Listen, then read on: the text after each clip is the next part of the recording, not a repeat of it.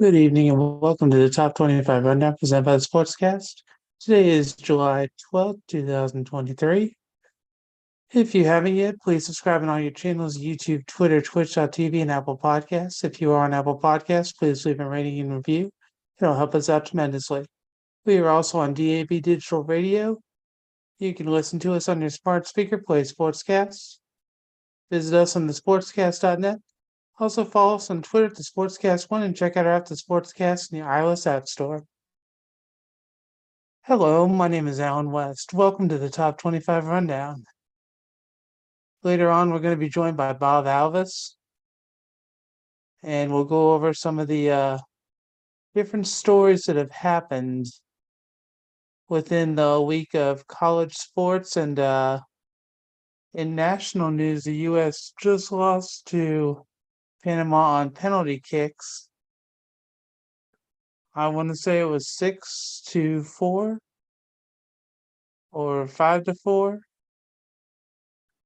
So they won the Gold Cup last year. They will not be going back to defend their title, and Panama made it for the first time in a decade to the final. So the second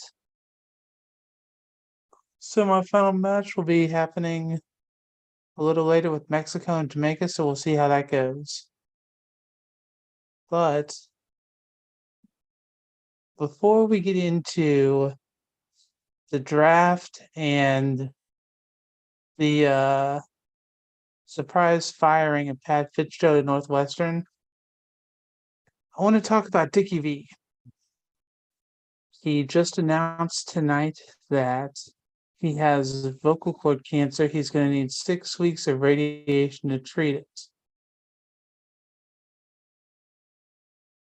When you look at his Instagram, actually his Twitter, it says, "This is an update on my meeting with Dr. Zidles. So I was disappointed with the pathology report. I plan on winning this battle like I did versus melanoma and lymphoma."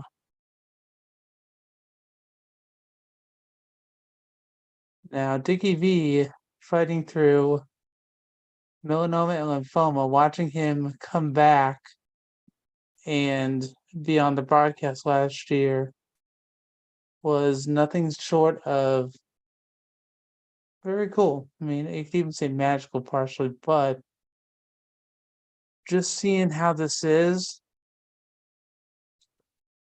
that is truly a shame because he has been an icon at ESPN. And, well, when Bob comes on later, he will definitely make sure to talk about how they have had or I guess one of his main catches is diaper dandies, and just how he's been a very outspoken person for Duke, and it's just a shame to hear that. He's been with ESPN since '79, the year the network launched, and he called the first basketball broadcast. So we're gonna see how that goes for him, and thoughts, prayers, and best wishes go out to him. Like I said, we'll talk more about that with Bob Alvis when he comes on. Let's jump into the situation that is Northwestern football. Pat Fitzgerald was fired. He literally had been at Northwestern since he was a player, becoming an assistant, and then becoming a head coach. He has been accused of not controlling hazing or stopping it.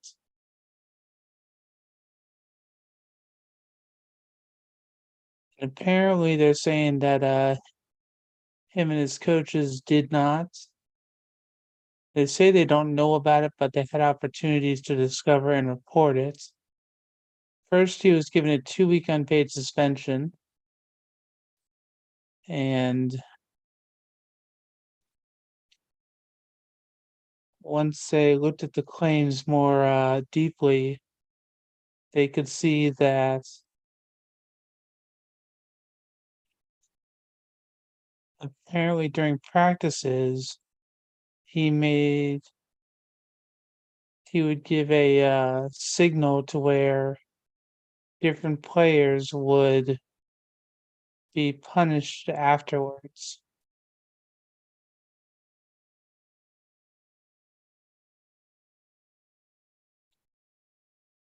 And the president announced the firing in a letter that saying the football coach has been broken in some ways and that Fitzgerald was responsible.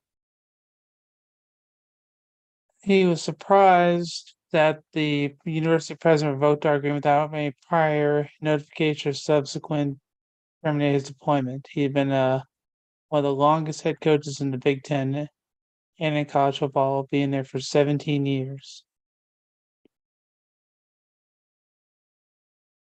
He was in the second year of a 10-year contract with the school and is still owed $40 million, according to the contract.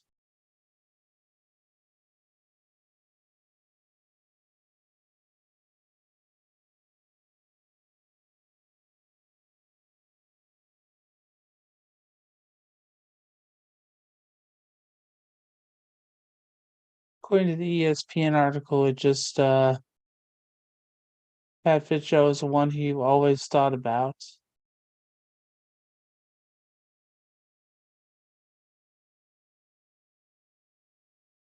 Being that he was a player first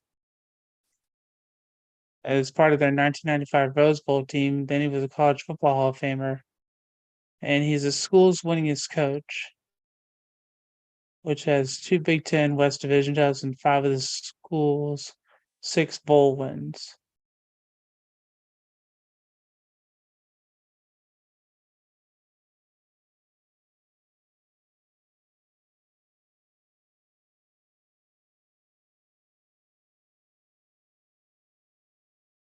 I know one name that they've already talked about was Ed Orgeron.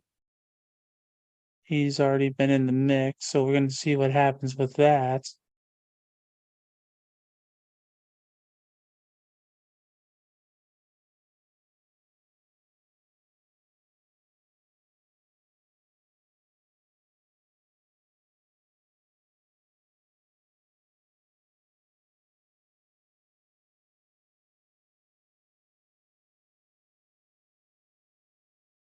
The main situation that people aren't liking about what happened at Northwestern is when the athletic director decided to communicate with the president for the university, they did over Zoom and they spoke to the players over Zoom instead of in person. So unfortunately, this is a not only a tragedy, but it's going to make things much different, not only at Northwestern, but the whole Big Ten. Because Northwestern, while Fitzgerald was part of that, they were the first college football team to unionize a few years ago as well.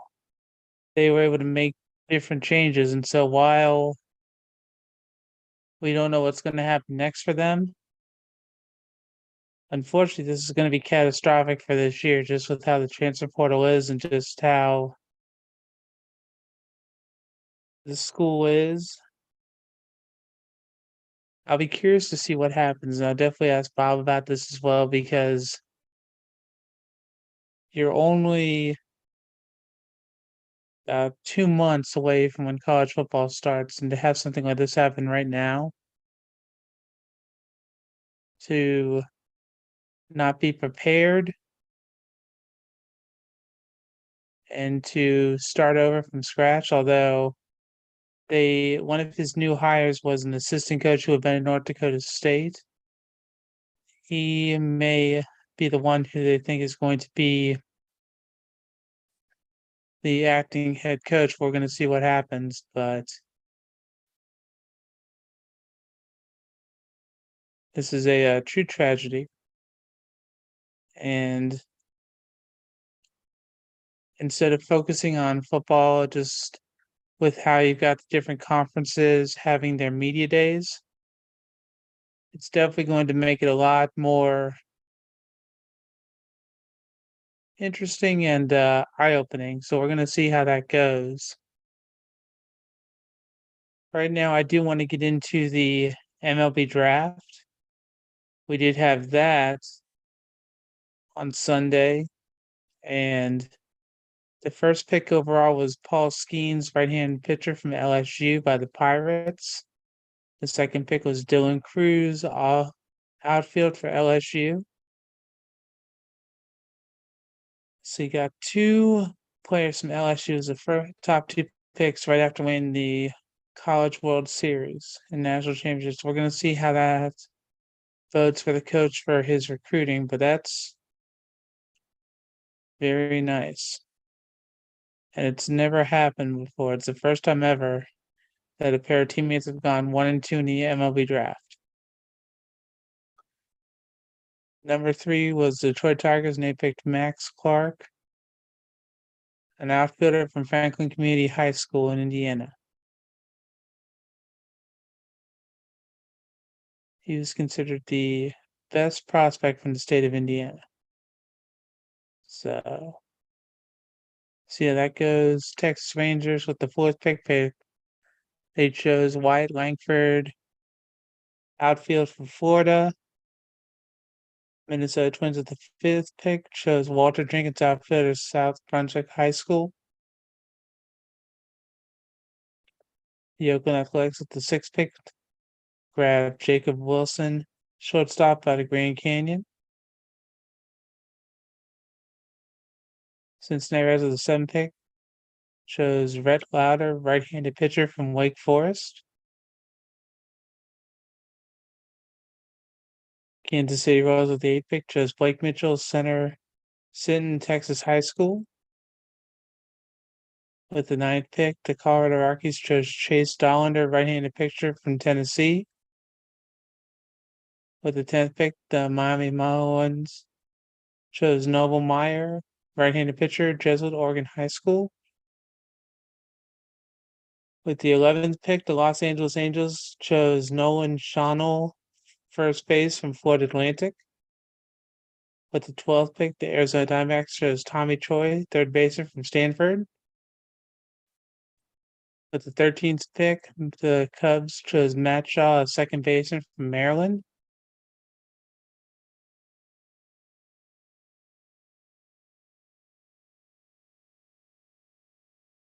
With the 14th pick, the Red Sox chose Kyle Teal, a catcher from Virginia. The White Sox chose Jacob Gonzalez, a shortstop from Ole Miss.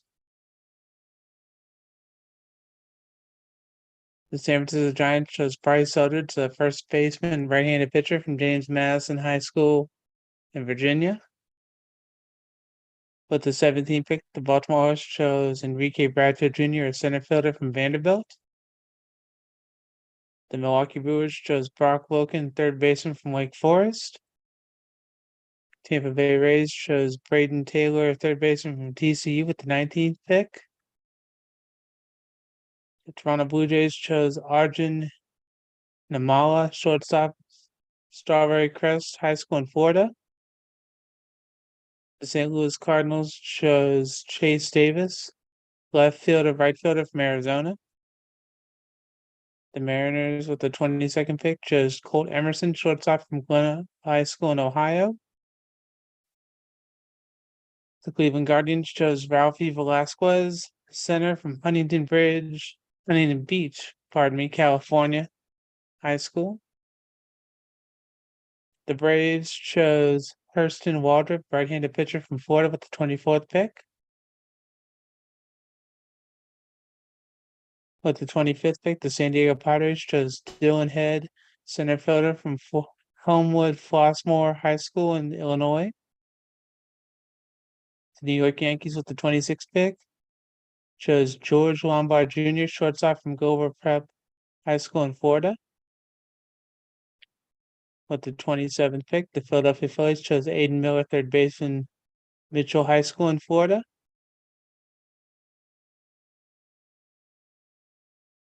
With the 28th pick, the Houston Astros chose Bryce Matthews, Shortstop, Nebraska.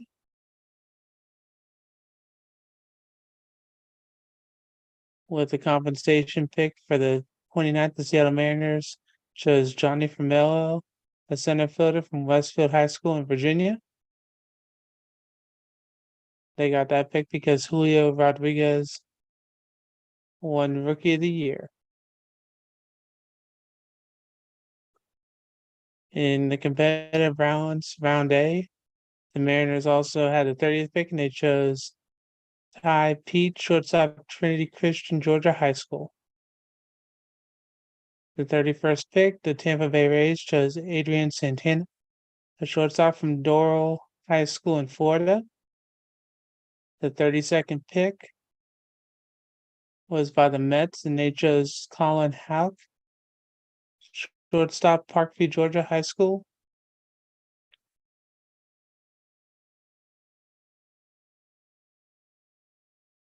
And apparently they had the 22nd pick, but their first pick was dropped 10 spots because they exceeded the competitive balance pack threshold by more than 40 million.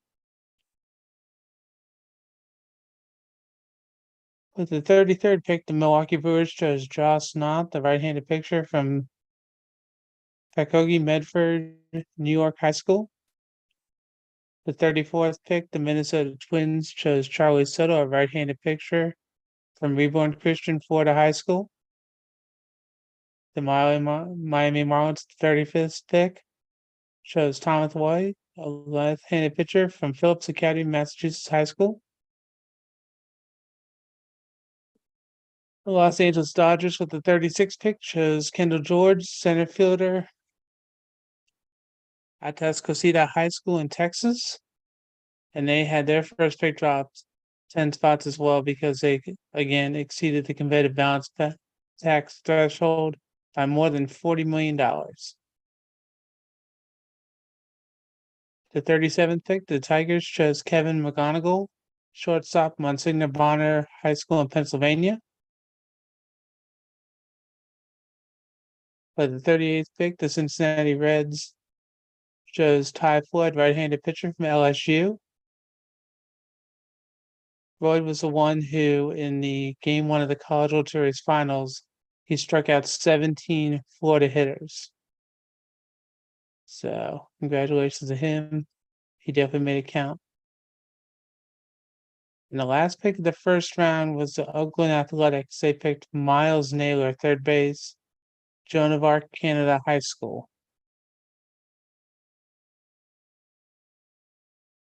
So, altogether, the baseball draft had 20 rounds of picks. And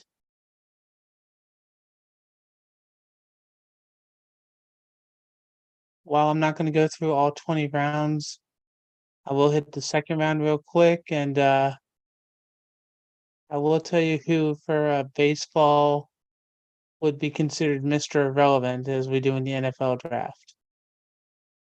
Like I said, for the second round, the 40th pick, the Nationals selected Yohandy Morales, a third baseman out of Miami. The 41st pick, the Oakland Athletics selected Ryan Lasco, outfielder out of Rutgers. Pittsburgh Pirates at the 42nd pick selected Mitch Jebb, a shortstop out of Michigan State. Cincinnati Reds selected Sammy Stafora, a shortstop out of Walter Ponus High School in New York. The Kansas City Royals selected Blake Walters, a right-handed pitcher out of Mehmet Seymour High School in Illinois. The Tigers with the 45th pick selected Max Anderson, a second baseman out of Nebraska. Sixth pick selected Sean Sullivan, a left-handed pitcher out of Wake Forest. The Miami Marlins at the 47th pick chose Kemp Alderman, outfielder out of Ole Miss. The Arizona Diamondbacks at the 48th pick selected Gino Groover, third baseman out of NC State. With the 49th pick, the Minnesota Twins selected Luke Giasal, second baseman out of Arizona State. With the 50th pick, the Boston Red Sox selected Nazan Zanatello, a shortstop out of Christian Brothers College High School in Missouri. With the 51st pick, the Chicago White Sox selected Grant Taylor, right-handed pitcher at LSU. The San Francisco Giants selected Walter Martin, shortstop out of Eaton High School in Colorado. With the 53rd pick, the Baltimore Orioles selected Matt Horvath, an outfielder out of North Carolina. With the 54th pick, the Milwaukee Brewers selected Mike Bueve, a third baseman out of Nebraska Omaha. With the 55th pick, the Tampa Bay Rays, selected Colton Ledbetter, an outfielder out of Mississippi State. With the 56th pick, the New York Mets selected Brandon Sprout, a right-handed pitcher out of Florida.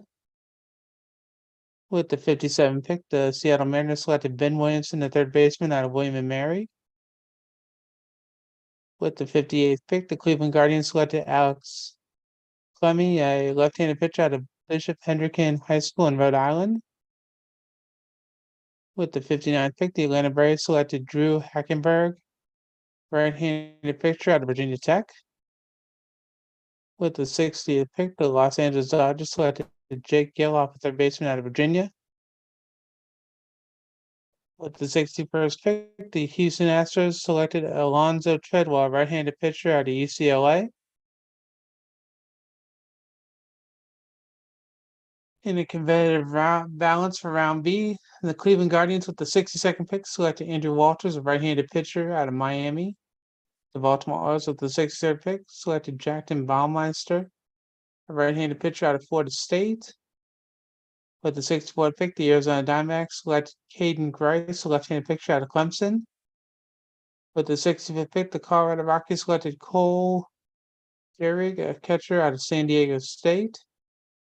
With the 66th pick, the Kansas City Royals selected Carson Rocafort, an outfielder out of the University of Louisiana Lafayette. And with the 67th pick, the Pittsburgh Pirates selected Xander Mueth, a right-handed pitcher out of Bellevue East High School in Illinois. And with the 3 compensation picks in the second round, the Cubs selected Jackson Wiggins, a right-handed pitcher in Arkansas. The San Francisco Giants selected Joe Whitman, a left-handed pitcher out of Kent State. And last but not least, the Braves selected Cade Cooler, a right-handed pitcher out of Campbell.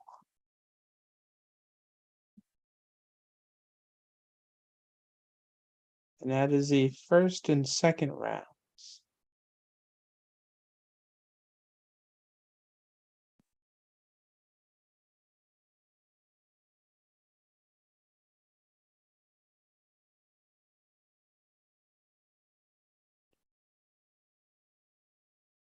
Well, I'm going down and taking a look because I'm working my way toward the last pick. I was trying to see if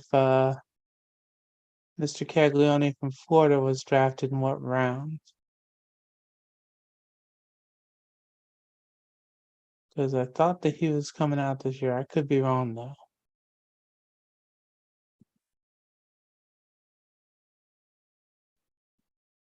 Yeah, ESPN had live coverage of the first round of the draft, just like they've been doing for the other sports, so it's good for all those players to get their due. Now, the Mr. Irrelevant for the baseball draft was by the Astros. They picked Pascal Ferrer as a shortstop from Western Carolina. So we're going to see how that goes. And we congratulate and wish all the players that were drafted the best of luck.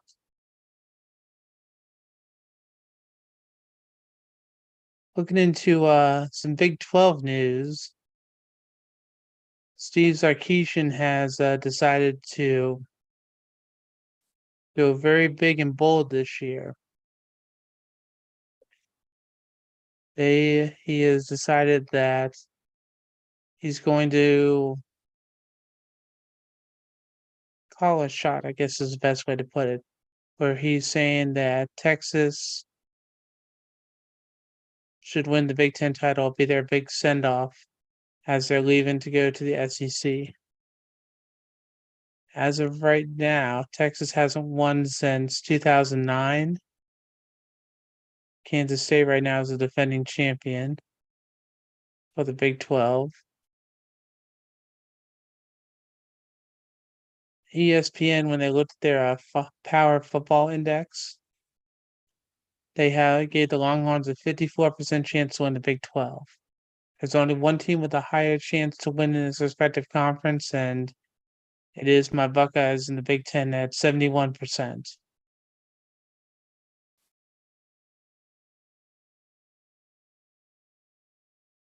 I am curious to see how it goes for Sarkisian this year because his two main running backs that he had, Bijan Robinson and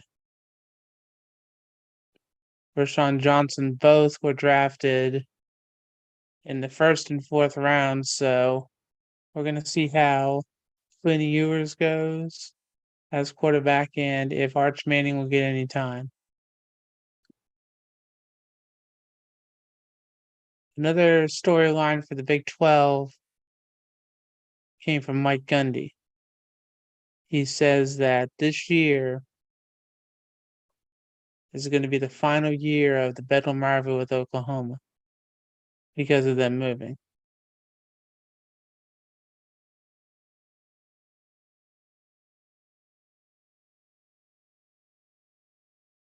It's going to be the second longest rivalry that's been most played in terms for Big 12 teams. You have Texas and Oklahoma at 117 games. And then you have Oklahoma and Oklahoma State at 117 games also. So watching both of them, that is going to be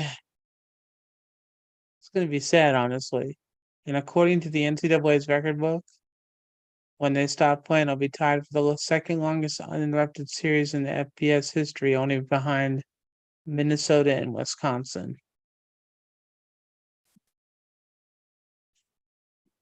Main reason why Gundy wanted to talk about this for Oklahoma leaving was because he wanted to mention about BYU, Houston, Cincinnati, and UCF all joining the conference.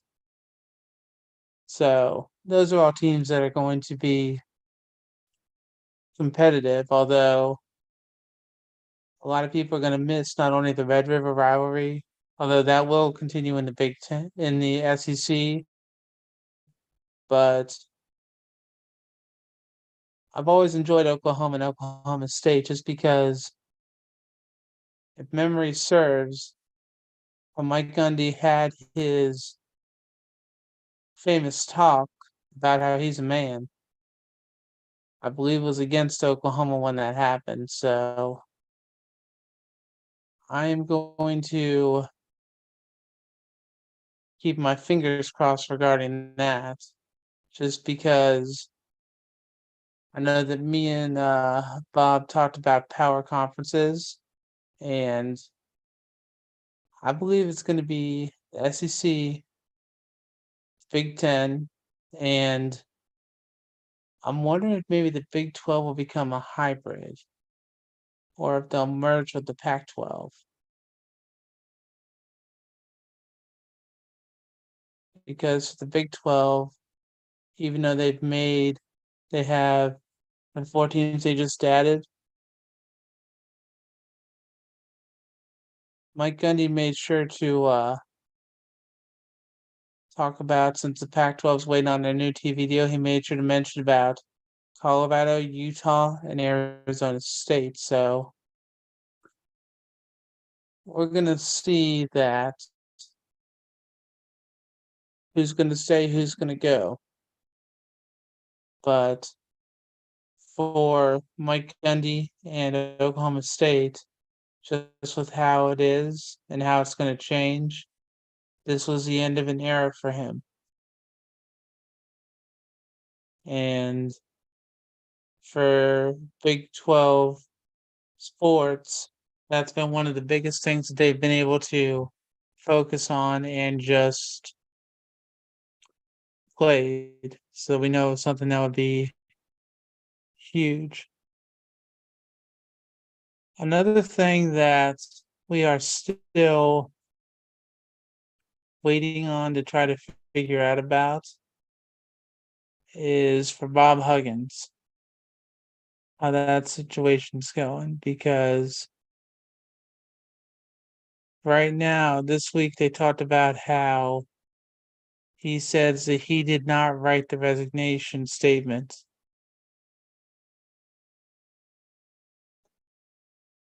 And so he should still, therefore, be the head coach over at West Virginia. And this all stems, according to ESPN, from June 17th, where he announced there was an announcement released by a school attributed to Hutchins indicated he was stepping down following his arrest the night before on a charge of driving under the influence. However, in the statement on Monday, he said that was not written by me. He did not draft or review West Virginia's statement. The false statement was sent under my name with no signatures included. So he says he is employed by West Virginia pursuant to an employment agreement. I never submitted a notice required under the employment agreement to voluntarily resign.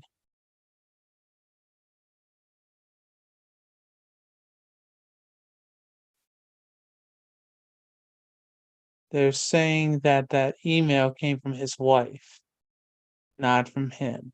And so because of that, West Virginia has told his lawyer that they do not plan to reinstate him as a coach. So we're gonna wait and see how that will go, but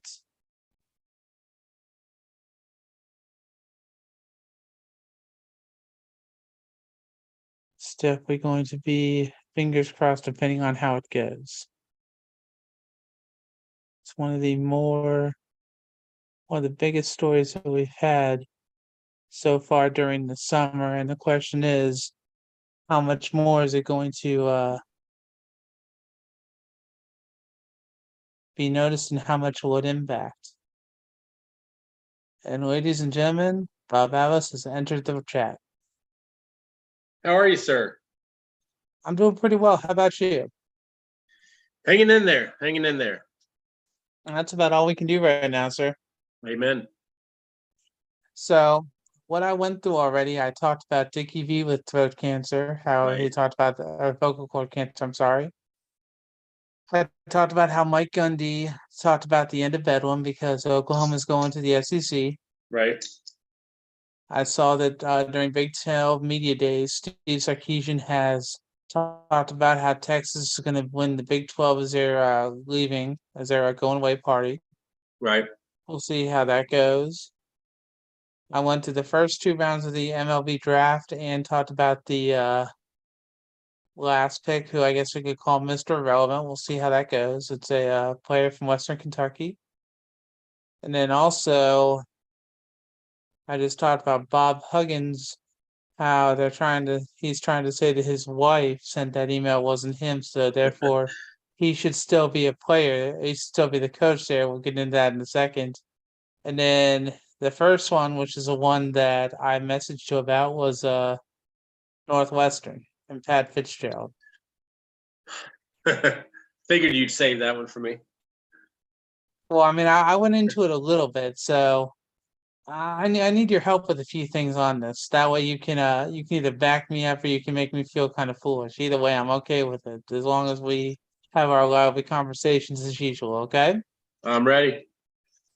So if memory serves for Pat Fitzgerald, didn't he take over when the current Northwestern coach died? Was that what happened? Sounds right. I can look that up real quick, but that sounds right. If that's the I thought that case, he it means died, he's and been I there for think a the while. Indiana coach died. Yeah, because I remember it was I believe the Northwestern coach died, and I think Indiana, the coach they had was I want to say Terry Hepner. I want to say was his name. That was later than Randy Walker, I believe. Okay. I'm looking it up Thought it now was as we speak, by the way. Yeah, because I thought it was in like a year, within a year or two, the two coaches dying. because I remember hearing the story about them being best friends. But the thing was, I believe Pat Fitzgerald took over right afterwards because he had been an assistant, and I think he was promoted after that. You're And he's correct. been the head coach there for 17 years. Yep. Well, I mean, he played there too, so Exactly. Yeah, yeah. he's been there for over, I think, 30 years now. And I mean, it's a horrible way for him to end his career there just because, well, Northwestern, if I recall right, they were the first school football team that was able to unionize. That you're out of my jurisdiction on, but that sounds like it could be right. I believe it was like 5 years ago when that happened. When other teams couldn't do that, they were able to figure out how to do it. The NCAA That could be wasn't right. happy about it. I remember the NCAA was pretty mad about that, but I remember like they were able to do that because you could tell that that was one thing that most people thought wasn't possible, but they were able to figure out how to do it. But that's why hearing this news about Pat Fitzgerald is troubling because he's been an icon at that school. And even if they say that technically he did nothing wrong, but if you look at some of the articles, how I guess they had the Shrek hazing afterwards, how during practice he had a hand signal or something that if a player messed up, he would do that signal during practice. And so then later on, whoever was part of that Shrek for disciplining, they would make sure that player was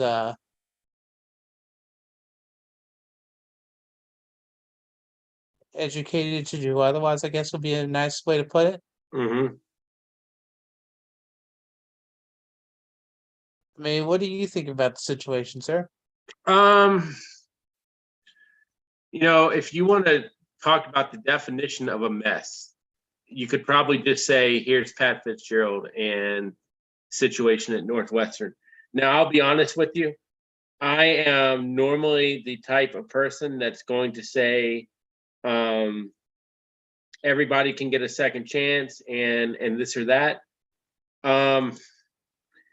Whoever would want the second chance on this one, you would need to have a school with a lot of thick skin because, let's assume that Fitzgerald is innocent, if you want to put it that way. Mm-hmm. In the court of public opinion, he's guilty.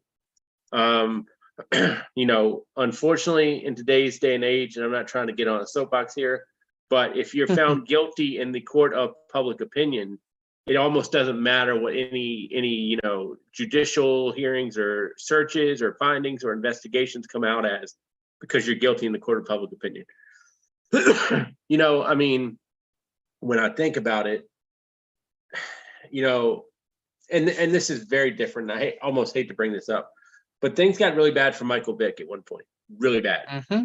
And I think eventually he was forgiven. I mean, I think people still remember, the dog fighting and everything like that, but I think that's kind of in the rear view mirror at this point. I mean, the only person I don't think that's escaped their past sins, so to speak, and he tried to in a white Bronco, but I mean, people always still are going to remember O.J. Simpson. And I mean, long after his career was over, in every respect, whether it's playing or sports media or whatever the case.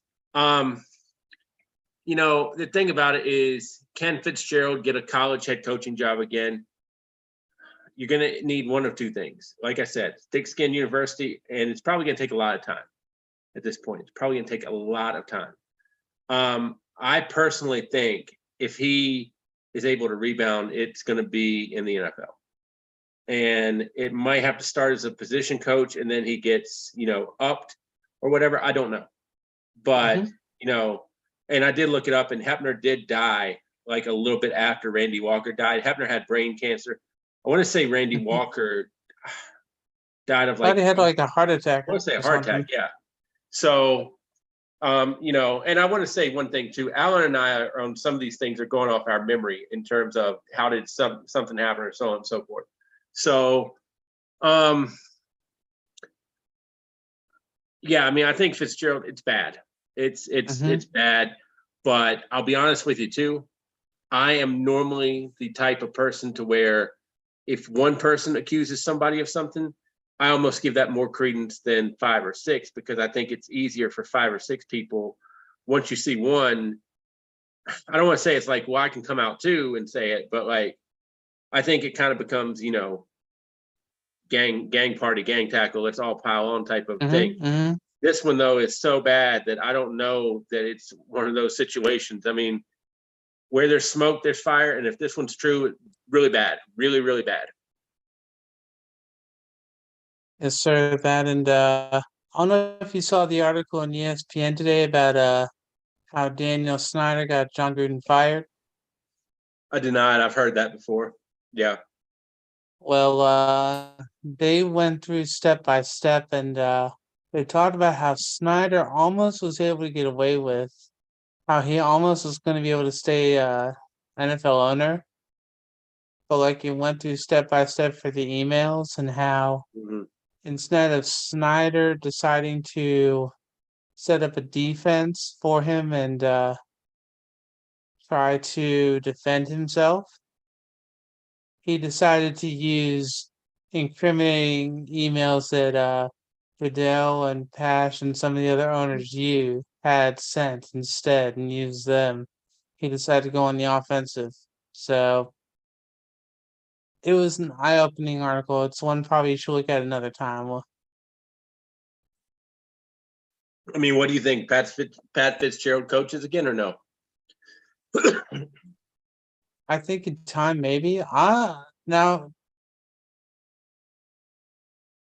I'll say something that's going to be a little different. Okay, I would not be surprised if maybe, and this is a big maybe. Okay, Bob. Imagine if you went to Nick Saban and said, "Hey, I want to start over.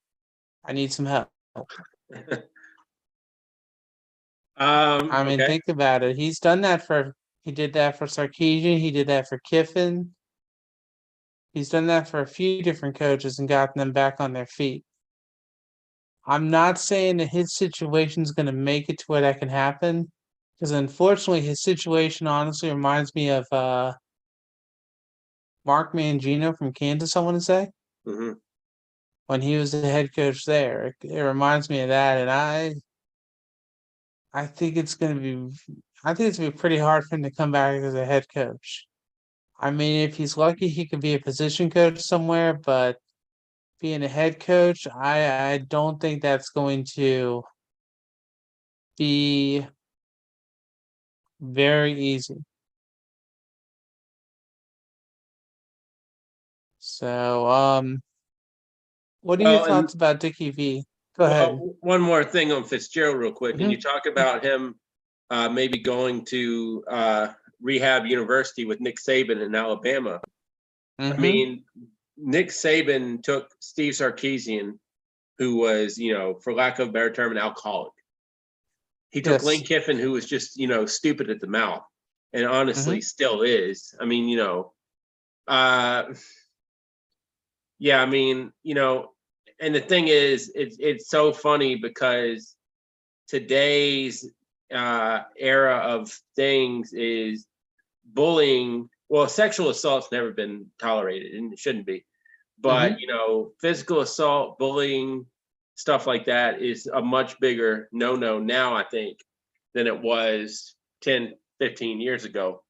So, yeah, I think this situation, I think, is so uncharted. I don't know that Nick Saban's got the magic beans to pull this one off. So we'll see. I mean, Pat Fitzgerald is a Chicago guy.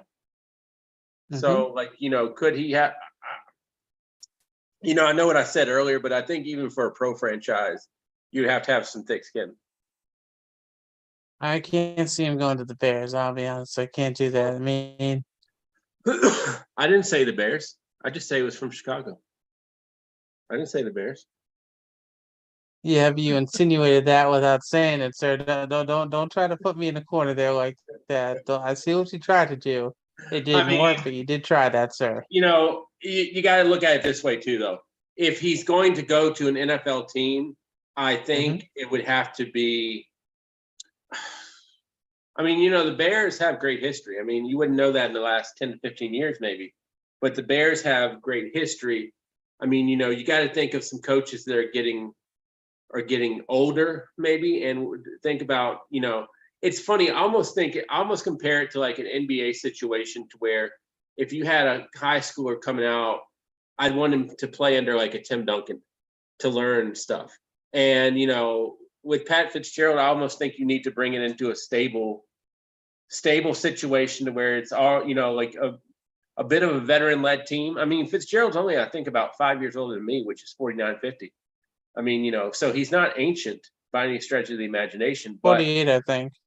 Yeah, so even younger. So, I mean, it's a case to where I wouldn't put him in charge of like, a rebuilding franchise, or like, and not that I wouldn't do it for what's been, said, but like, I just think that's a gamble for an NFL team. I almost think you need to bring him in to where, it's one of these situations to where you can't mess it up. I mean, you got the keys to the car, but you can't mess it up. So you're kind of the way that you're kind of going with that, you're kind of thinking more of along the lines of say a Pittsburgh or New England is kind of where you're leaning toward a little bit, just with how you were describing it, because having a franchise where they try to do things the right way and they have veteran leadership to make sure that if someone tries to act stupid, they kind of re-educate them politely and make sure they understand, hey, you don't do this here. Kansas City actually popped into my head. That's another good one. Yes, yeah. Andy Reid. New England's Well, overrated. you got to remember though, Andy Reid, what happened with his son. Right. So they kind of had they're kind of having to restart things a little bit there. Sure, they won the Super Bowl, but right. That was something that was huge that people focused on. Sure. As well they should. Yeah, exactly. I mean, his son did what he did, and he got in trouble for it. So we'll just keep our fingers crossed about that. Yep. But real quick, since you do like some school down in Durham, last time I checked. Since the news about Dickie V. Right.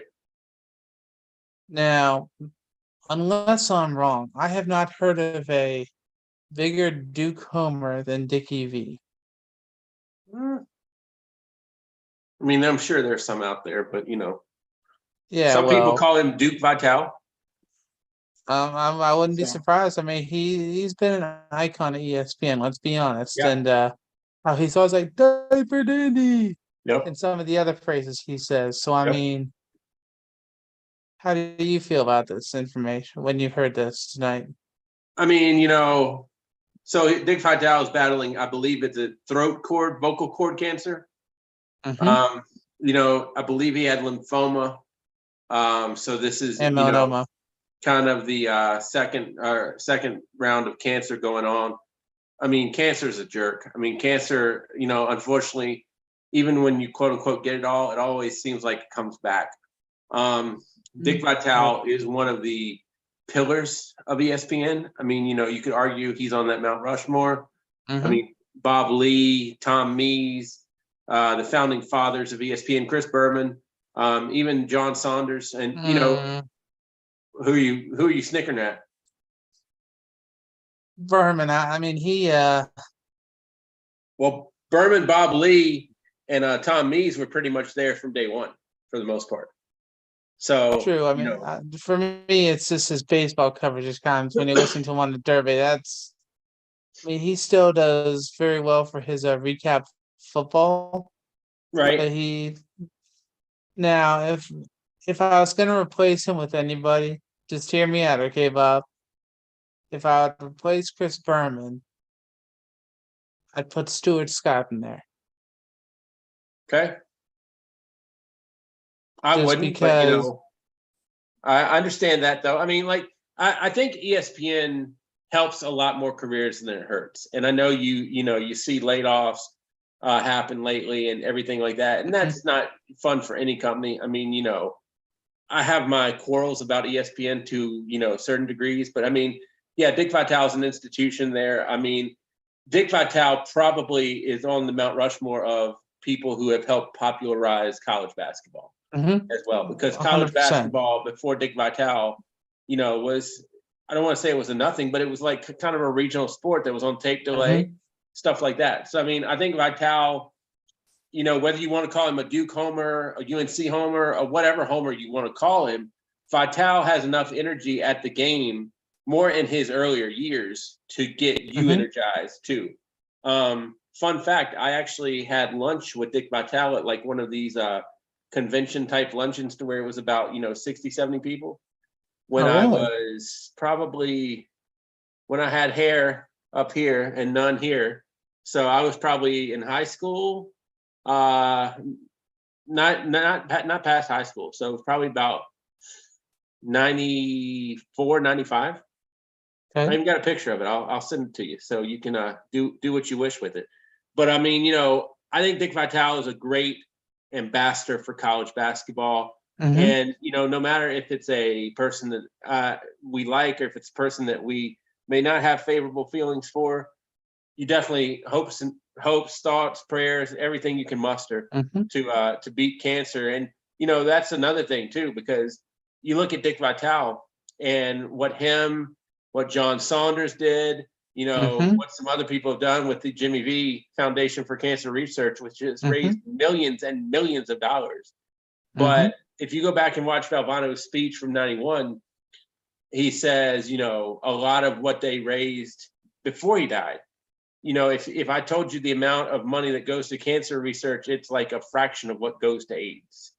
And because it was the Arthur Ashe Award. So there's no good, like, I'm not saying one disease is better or worse than the other, but, for the cancer research and for college basketball and for so much else, I think Vitale is definitely a pillar, and definitely thoughts and prayers and well wishes, everything to him.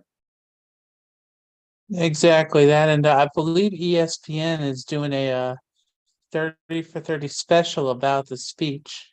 Okay, good. So I think they're doing a documentary about that. I heard about that on Sunday. It may have actually been tonight, I'm not sure, but just listening how they talked about it, it's something that at some point I'm definitely gonna watch and keep track of it, just because it's something that,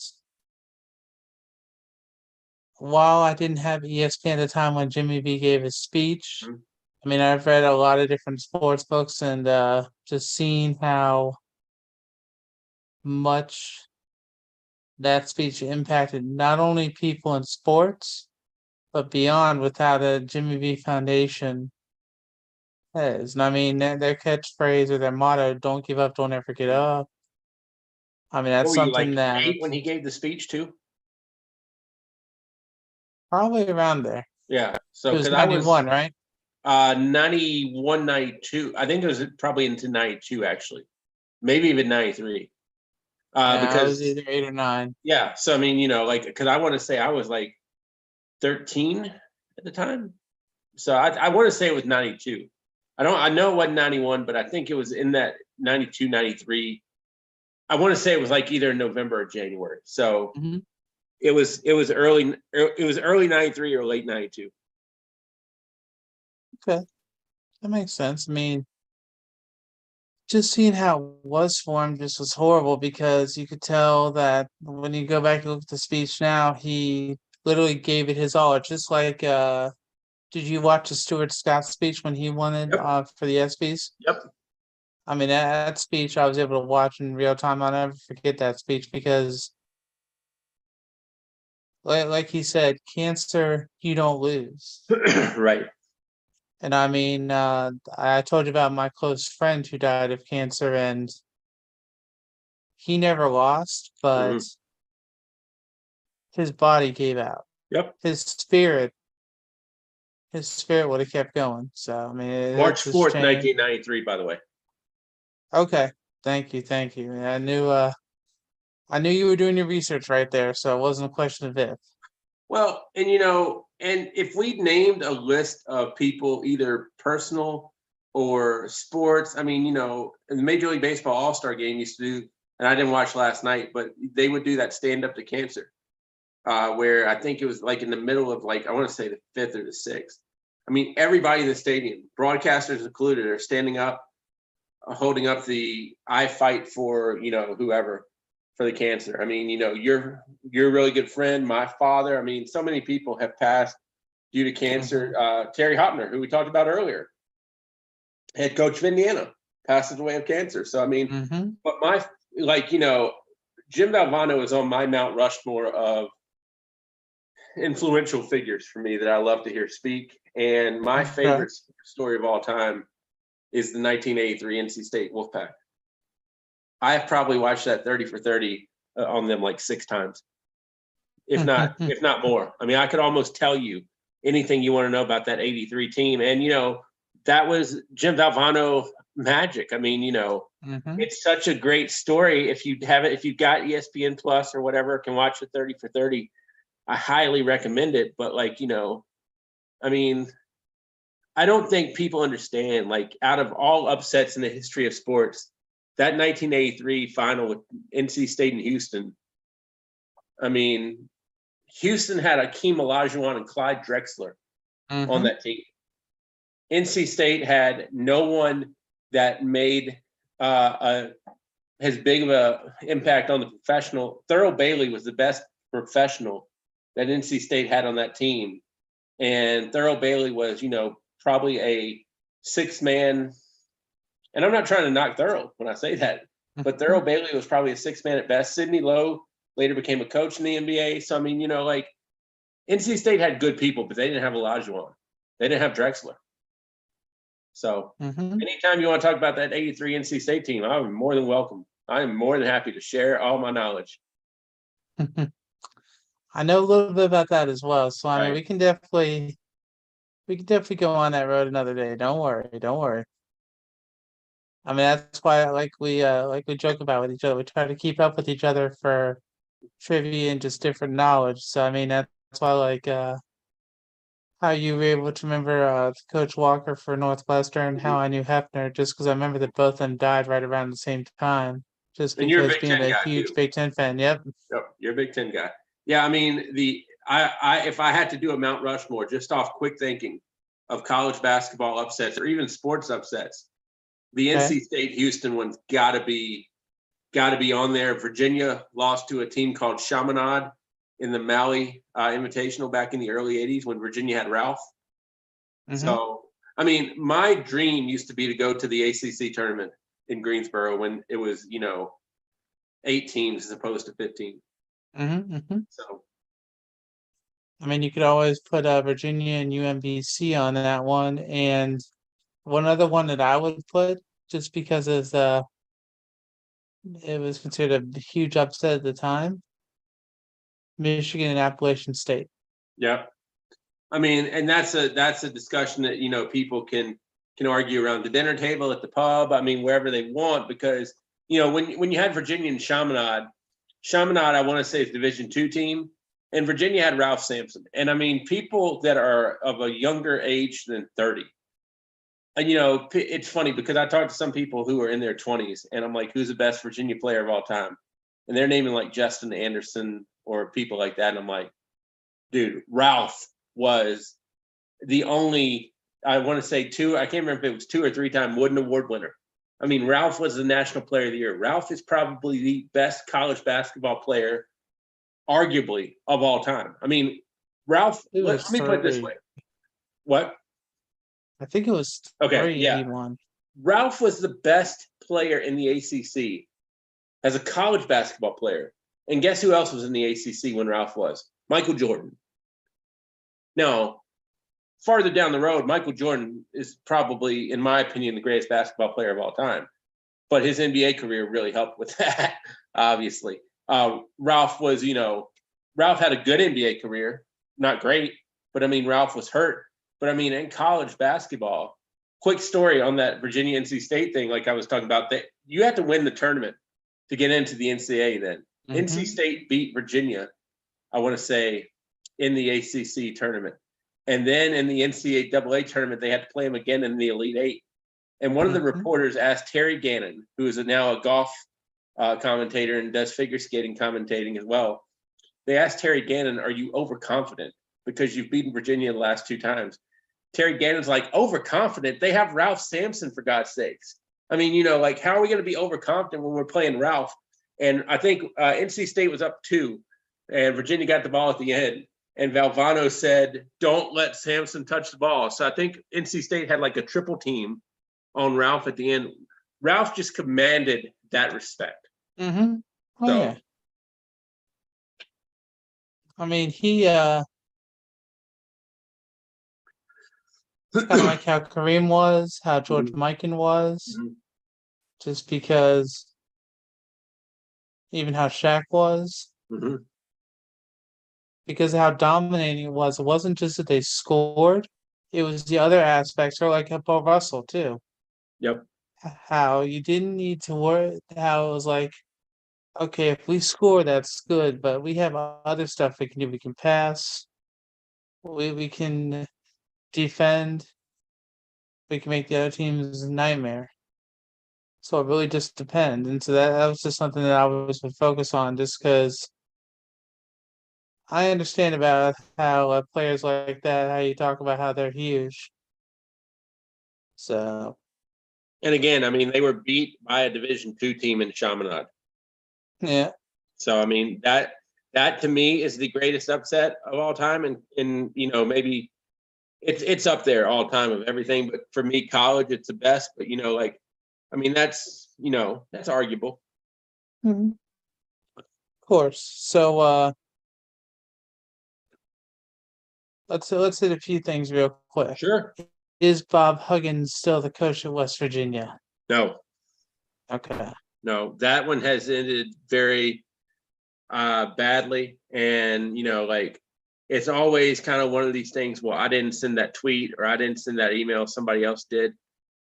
You know, I mean, unfortunately, what's done is done on that one. So I mean, you know, I think Bob Huggins is kind of like that cat who's had 9 lives, and I think Bob Huggins maybe has punched all of them from a professional standpoint. And I'm not a Bob Huggins fan, so you're talking to a biased Bob Huggins person on this one. There are some people that love Huggy Bear to the bitter end, but you know, to me, it's just too many strikes at this point. And you know, if somebody else wants to take him, or if an NBA team wanted to take him as a consultant, which has happened before, like with ex-college coaches, I mean, I don't think that's out of line. But I think at this point, Bob Huggins has probably had enough. Yeah, I don't think it works in West Virginia anymore. And that man's a legend in West Virginia too.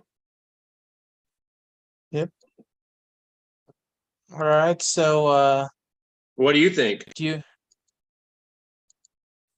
I think he screwed up, and I think he was trying to do damage control so that he could try to pretend like he still was the coach there. But I mean, after what he did, there really was no coming back from that. It's just like for Pat Fitzgerald. I mean, both of them have been good coaches through different situations, but what's the phrase that comes out? Your sins will find you out. Well, I mean, one thing that's different, in my opinion, with Huggy Bear and Pat Fitzgerald is Pat Fitzgerald at the initial of this was suspended for 2 weeks. Bob Huggins was like, you know, if I'm not mistaken, got the DUI, and then it's statement from West Virginia is like, we'll wait and see. Well, when you play the wait and see game, that's never good. I mean, you know, if he gets suspended, I think you can come back because you didn't get fired. But to kind of get fired or dismissed and then rehired, that's a tough one to do. Yeah. No, but for Fitzgerald, the athletic director, instead of meeting with him, did a Zoom call with him and his players. So, and the president, I don't think ever met with him either. So they're going to be doing a lot of damage control with the university and how they try to figure that out, at least for Northwestern. For West Virginia, I don't think Huggins has a leg to stand on, even though his lawyer's trying to act like he does. unfortunately, if this is the end of his Hall of Fame career, it's been a heck of a career, and Yep. I wish him nothing but the best. But it just you don't want to go out like that, and unfortunately, that's what happened. If you're fired from somewhere, why do you want to go back?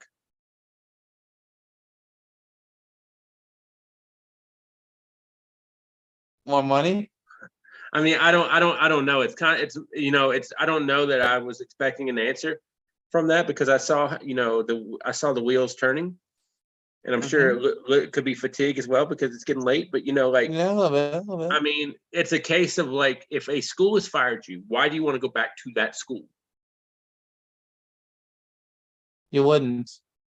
Now, if it's a case to where you come back 2 years later and there's a coach in between, that I can kind of understand. But just to get fired and like, let's say you get fired in May and you get rehired in August. I mean, to me, that doesn't make sense, but whatever. Yeah, I mean, the reason why the Northwestern situation's worse is because not only do you have all this, but football is going to start in 2 months. Right. And I know that right now they do have the coordinator from North Dakota State who they just hired. So, I mean, if they had to have somebody who would be a coach there, he could definitely do it. But he was more just looking to be a coordinator. That's why he got hired there. That, and I guess Ed Ogeron, his name's been floating around. I mean, anything is possible. It just will depend on how it goes and what'll happen. And one other thing I said regarding our talk that we were going to look into having this week, but unfortunately we've run out of time, which is usual. But I'm thinking that there are either going to be 2 or 3 power conferences from now on. Yep. I'm thinking it's going to be the SEC. I'm thinking it's going to be the Big Ten. And I'm wondering if maybe the Big 12 and the Pac 12 merge. Are you talking about for football or for everything? At least for football. Yeah. I think football, you're definitely going to see that. I mean, I think I don't want to say scary, but you could see it for basketball. But I think for football, I think you're 100% right. I mean, I think you're 100% right. I don't know that I really have anything else to say about that other than Alan's right, because how can you keep the conference structures in play without having absolute chaos all around? Because people are going to want to leave, Yeah, I'm with you. I'm with you 100%. Just because there are a lot of like people are going to say like the ACC, they'll say the Big East, but the thing is, a lot of those schools, even though the tournaments have been around for a long time, football has been the main sport to make the money. Sure, you can make some money with basketball, but when you look at athletic departments, the football team usually is the one that pays for all of the athletics that the other schools are able to do. So, I mean, depending on what you can find and not only what you get money for the university, but then also the endorsement deals, the TV deals. Now you look at the NIL deals. I mean, it's going to be a whole lot different. And we're just going to see what happens for that. Are you going to miss the Oklahoma State rivalry? Not really. Okay. But I don't live in Oklahoma. Yeah, well, no, that's why Mike Leach had talked about it. The thing is, I'm gonna let you look up for me real quick, just because I'm pretty sure that when Mike Gundy did his speech, I'm a man, I'm 40. I believe it was after he played Oklahoma.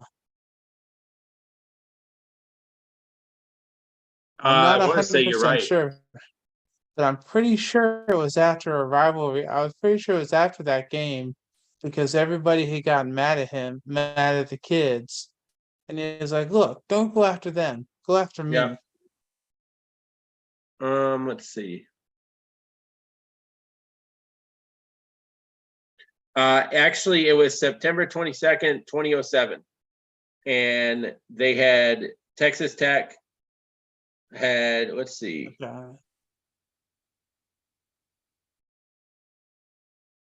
Maybe I'm wrong. Hang on.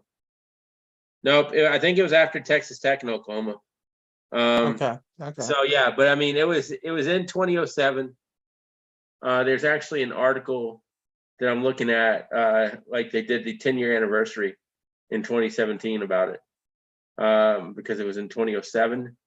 Mm-hmm. But I mean, that's Mike Gundy's, I don't want to say it's his claim to fame, but that I don't think that's ever gonna leave Mike Gundy. That's gonna always Never. always top. Well, I mean, that was when you could almost call that the ballsiest moment of his career where he said, look, and you want to come after me, or I want to come after my kids, you come after me first. If you can make it past me, then you can go after my kids. And I mean, I think this was one of these things where an article was written, mhm. and then it got, I think it was an article was written and Gundy took exception to it. I believe so. I believe so. Yeah. Either way, though, he yeah. definitely made his mark. Oh, absolutely. So we'll see how that goes. I mean, it is a shame, but it's like when Maryland and Rutgers joined the Big Ten. It's not that they really wanted to per se for some reason, but when the athletic department needs money and a conference will pay them money, gotta do what you gotta do. If Oklahoma and Texas was ending, if USC and UCLA were ending, if Army Navy were ending, I think that's a bigger deal than Oklahoma and Oklahoma State. But that's true. Virginia and Virginia Tech would be a big deal to me, but it's not going to be a big deal to the people that live in Oklahoma. That's true. That is true. I mean, we'll see what happens, but well, sir, I think that about wraps up for us this week, although we'll figure out more stuff for next week. So if we were going to try to find you, which I know is a dangerous situation, how would we do so? Strong pair of binoculars. Just keep looking until I'm there. Sports Buffet on Twitter, but I'm very in and out. But always love doing this with you, Alan. It's the one thing I can count on. But the Sports Buffet on Twitter is probably the best place to interact. Okay. Yeah, no, for me, I broke my streak, and I do have a Twitter handle, Alan F. West. I did send you a message on there so you could see that I actually posted. Because well, we got football getting ready to start soon, but we need a little humor first before we did that. Absolutely. That we'll pick our Heisman. We'll go through all of our different things when we have the college football show that's coming up in a few weeks. They did say that Texas right now has predicted to win the Big 12. They have 54% for the vote. There's only one school for one conference that has a higher. Do you know what school that is? Repeat the question. There is one school that has a higher chance of winning their conference. USC? Do you know? Ohio State. Oh, why should I should have guessed that. What's wrong with I was me? surprised. Well, ESPN said that they're predicted 71% in their conference to win, so we'll see what happens. Okay. Interesting. I did think that was interesting myself, but yeah, if you wanted to follow me, which for me, I don't come on as much. I usually just do the show with Bob, and then occasionally I'll come on and post pictures of me and the little one occasionally. But you can find me on Twitter at Alan F. West, or you can find me on Instagram and Facebook at Alan.West.46. Well, sir, is there anything else you can think of so far tonight that we haven't tried to talk about or discuss or figure out about? I just hope you have a good week, my man. Thank you, sir. You too. I'll be driving around. I'm going to North Carolina this weekend, so we'll see what happens with that. And then you and me will have to figure out about the weekend as the 22nd to the 28th, because I'm going to be in Ohio. So okay, we'll work out something. Absolutely. We're not going to miss doing the show. I mean, we got to have some entertainment, right? Absolutely. But I hope you have a good rest of your week too. You too. Once again, that's Bob Alvis. My name is Alan West. It's been the Top 25 Rundown. Have a great night.